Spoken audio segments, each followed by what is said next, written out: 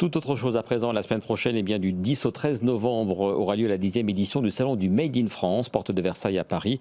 Nous y serons bien sûr au cœur des 850 exposants de cette édition 2022. Mais on va déjà s'y plonger en recevant Renaud Escorbiac, bonjour. Bonjour. Qui sera présent donc au salon de la semaine prochaine avec sa plateforme France Immersive dont on va longuement parler dans quelques instants. Et à vos côtés, Éric Baudry, bonjour. Bonjour, Jérôme. Directeur des affaires publiques d'Intuis. On est là dans le domaine des solutions thermiques et vous êtes un client de France Immersive. Alors donc, on va commencer avec vous, Renaud. On va parler de France Immersive, un outil développé par votre société Inertio, créée à Aix-en-Provence. Racontez-nous ce qu'est France Immersive. France Immersive, c'est la première plateforme de visite des savoir-faire, industrie et territoires français en vidéo 360 interactive.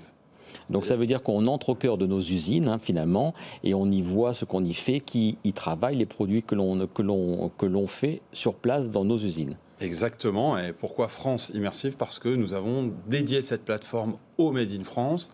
Chez nous, ce qui nous paraissait important, c'était de pouvoir pousser la porte de ces entreprises, de montrer nos savoir-faire, de montrer les femmes et les hommes qui y travaillent, mais également le parc machine, par exemple, qui s'est rénové. Au plus profond de cette rénovation, c'est ces entreprises qui vont soit se faire visiter physiquement, et pour ça, il y a de l'appétence aujourd'hui. Le grand public recherche cette transparence et même ce nouveau savoir, cette connaissance. Et on s'est dit qu'on allait transposer ces visites physiques en visites à distance. Et c'est comme ça qu'on a créé France Immersive et cette façon de procéder. Donc ça veut dire qu'il y a des équipes qui viennent tourner par définition de la vidéo. Ensuite, il y a du montage, bien sûr. Quelle est la suite? C'est disponible sur quel support et vers quelle cible? Alors, en effet, par exemple, Eric qui m'accompagne aujourd'hui, le groupe Intuit, ça fait appel en fait à cette visite immersive et il nous racontera pour quelles raisons. Ce qui est très important aujourd'hui, c'est de pouvoir s'y promener, vraiment s'y téléporter, je dirais même, par quelques outils, comme un casque par exemple de réalité virtuelle. Et c'est de l'interactivité, ça veut dire qu'on peut jouer dessus comme on est sur Google Street, Maps, etc. Enfin Street, oui je vois, on peut se déplacer, on a des flèches, etc. Justement, ce que vous citez comme outil, c'est plutôt de la photo. Comme vous l'avez dit, nous c'est des équipes de tournage, donc ça va être de la vidéo. Et en fait, on s'immerge et on s'identifie beaucoup plus à un geste en mouvement, bien entendu, qu'à un geste un peu figé. Ce qui marche dans l'immobilier, qui par définition est immobile, marche un peu moins bien dans la vraie vie. Et donc dans ces usines, on va voir les gestes de ces femmes et hommes sur poste de travail. On va aussi les interviewer, pourquoi pas rajouter beaucoup d'interactions, des photos, des PDF, etc.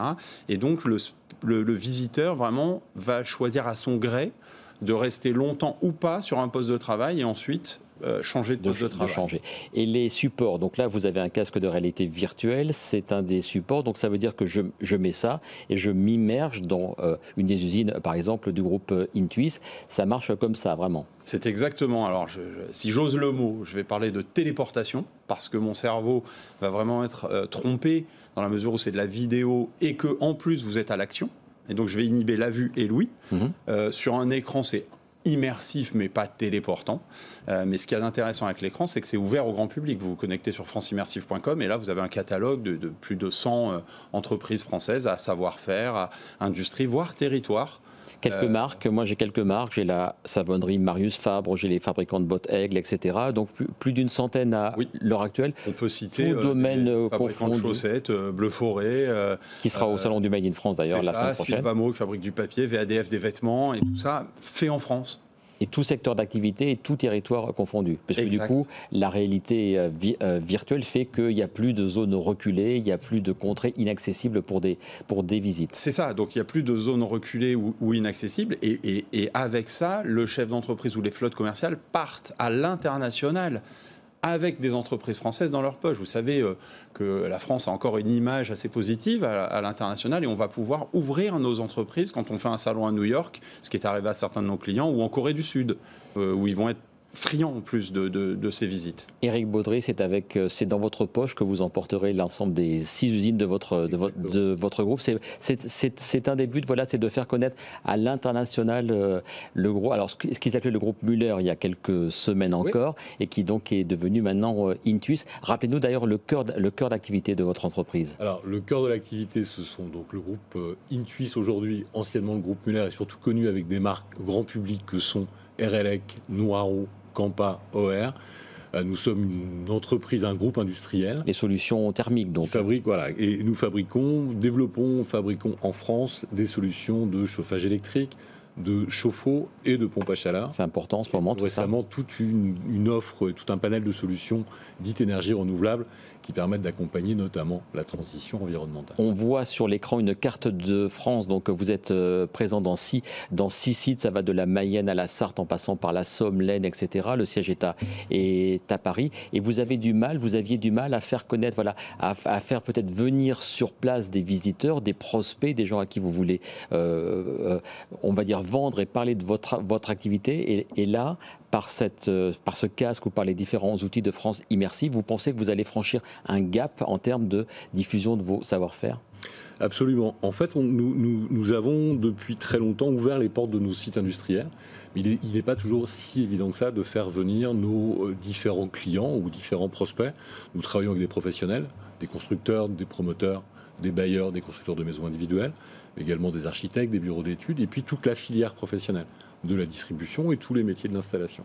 Pour des raisons pratiques d'autant, nos usines ne sont jamais en centre-ville, ne sont jamais à côté d'une bouche de métro. Donc il faut compter 2 heures en moyenne pour pouvoir accéder sur l'un de nos sites. On s'est rendu compte, et c'est toute la dimension, et c'est tout l'intérêt pour nous de ce développement avec France Immersive, ça nous permet effectivement de pouvoir nous déplacer avec l'ensemble de nos sites industriels entre notre poche, que ce soit à la fois en France, mais comme à l'étranger, comme vient de le dire Renaud. Dans le même temps, ça nous permet également, et ça c'est la grande nouveauté, notamment dans le cadre de l'édition du Salon du Made in France 2022, c'est d'avoir une première interaction avec nos consommateurs. Il y a une envie de Made in France de découvrir ce patrimoine industriel qui était un peu moqué il y a quelques années, qui redevient très tendance. Est-ce que ça, vous sentez ce besoin de découvrir un peu ce que sont nos usines et qui sont beaucoup plus propres d'ailleurs et beaucoup plus efficaces que l'image que l'on peut en avoir parfois ? Alors, exactement. Je vais vous répondre en 2 temps. Nous avions en France l'industrie un peu réservée, un peu timide, un peu honteuse. Exactement. Pour pas dire un peu honteuse. Et le véritable modèle industriel en Europe, il a toujours été l'Allemagne. Oui. On se rend compte depuis une dizaine d'années, même si beaucoup de savoir-faire ont disparu, que beaucoup de savoir-faire, notamment dans des entreprises industrielles comme les nôtres qui n'avons jamais délocalisé, les savoir-faire sont là et nous n'avons pas non plus du tout l'industrie honteuse avec une part d'investissement qui est supérieure à 100 millions depuis 10 ans. 100 millions d'euros depuis 10 ans sur le renouvellement du parc machine, sur l'automatisation, sur la montée en compétences de nos différents collaborateurs. Et aujourd'hui, l'industrie se visite et l'industrie est propre. Elle n'a pas besoin de retrouver des lettres de noblesse. Elle a ses lettres de noblesse. Mais elles avaient un peu perdu médiatiquement, peut-être aussi. Peut-être avec une part de timidité. Et le véritable révélateur, c'est l'effet Covid.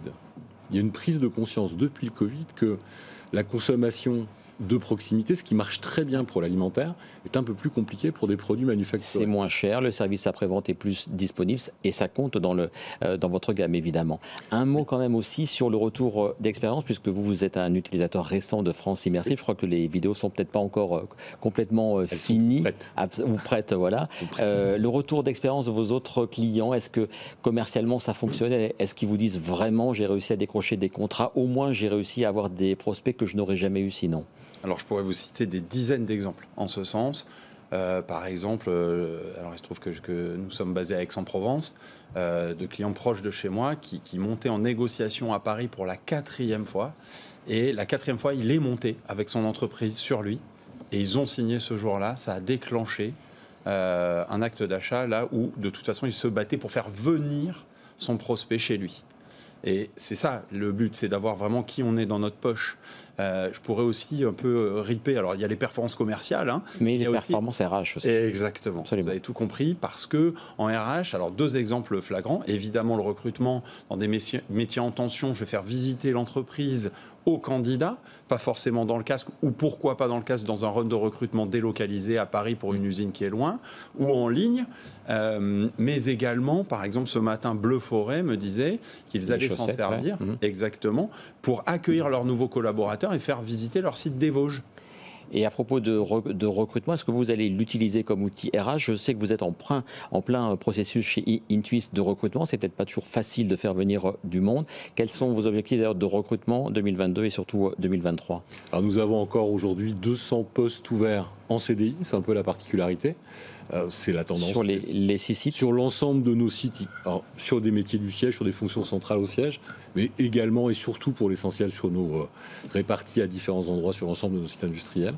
Cet outil est un outil qui a plusieurs vocations. Ça nous permet de pouvoir présenter nos moyens industriels à l'ensemble de nos interlocuteurs, que ce soit des institutionnels, que ce soit l'univers public. On a beaucoup d'échanges avec les ministères qui se posent énormément de questions aujourd'hui sur l'évolution de l'industrie française. C'est un véritable outil qui facilite effectivement, comme vient de le dire Renaud, la démarche commerciale. Et c'est aussi, plus récemment, un outil RH. C'est-à-dire que ça permet aussi de pouvoir présenter à l'ensemble des candidats que nous recevons la dimension, leur faire prendre la mesure de ce que sont nos outils industriels.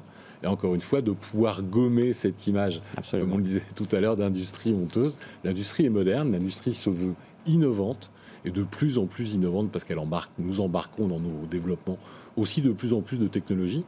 Absolument. Et c'est ce qu'on a montré dans cette émission et c'est ce qu'on montre chaque semaine dans cette émission. Un mot vraiment sur ce qu'on verra au salon du Made in France. Vous allez rencontrer le grand public. Encore une fois, c'est important de faire connaître via le virtuel, même si derrière il y a du réel, ce que sont nos entreprises françaises. Absolument. Sur notre stand, nous allons accueillir 12 entreprises certifiées Origine France Garantie.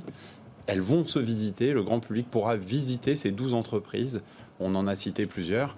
On encourage donc tout le monde à venir pousser grand ses portes en un lieu précis. Ils rentreront dans 12 entreprises différentes. Eh bien, merci messieurs. Donc rendez-vous en effet la semaine prochaine du 10 au 13 novembre pour le salon du Made in France.